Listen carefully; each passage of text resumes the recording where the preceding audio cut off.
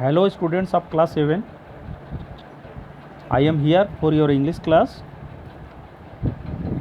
I am going to teach you third lesson, which is very beautiful poem, The Flower School.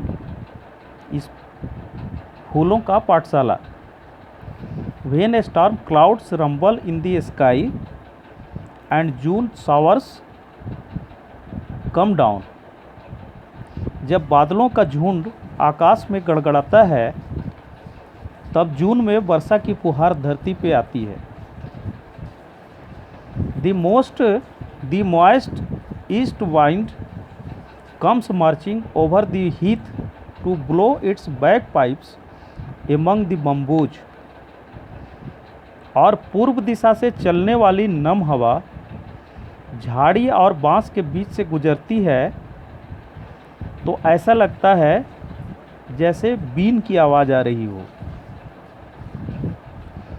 Then crowds of flowers come out of a sudden from nobody knows where and dance upon the grass in wild glee.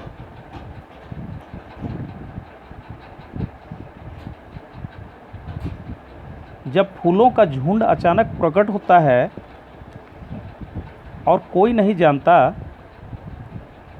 कि अचानक कहाँ से आ गए और घास के बीच जंगली फूल आनंदित होते रहते हैं.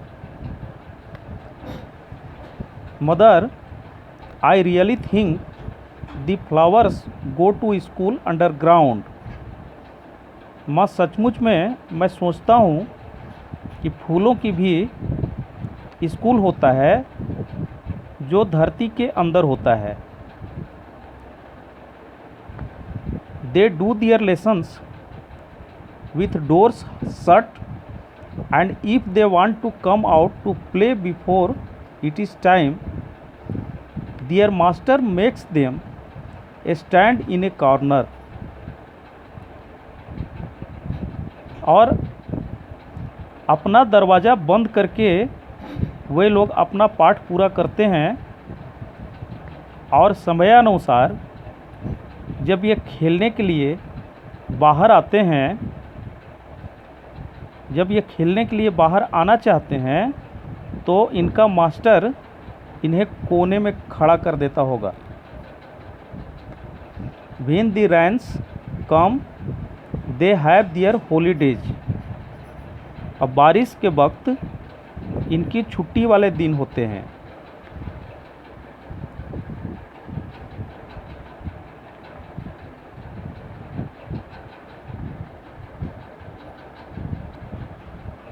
Branches clash together in the forest and the leaves rustle in the wild wind. The thunder clouds clap their giant hands and the flower children rush out in dresses of pink and yellow and white. और जंगल में शाखाएं आपस में टकराती है तो उस तेज हवा में पत्तियों की झड़झड़ाहट और बादलों की गड़गड़ाहट जैसे दैत्याकार हथेलियों से बादल करतल ध्वनि निकाल रहे हों और फूलों के बच्चे गुलाबी, उजले और पीले रंग में दिखते हैं. Do you know mother, their home is in the sky where the stars are. माँ, क्या आप जानती हो इन फूलों का घर आसमान में होता है जहाँ तारे होते हैं. Haven't you seen how eager they are to get there. क्या आपने नहीं देखा है कि उसे पाने के लिए ये कितने उत्सुक होते हैं. Don't you know why they are in such a Hari.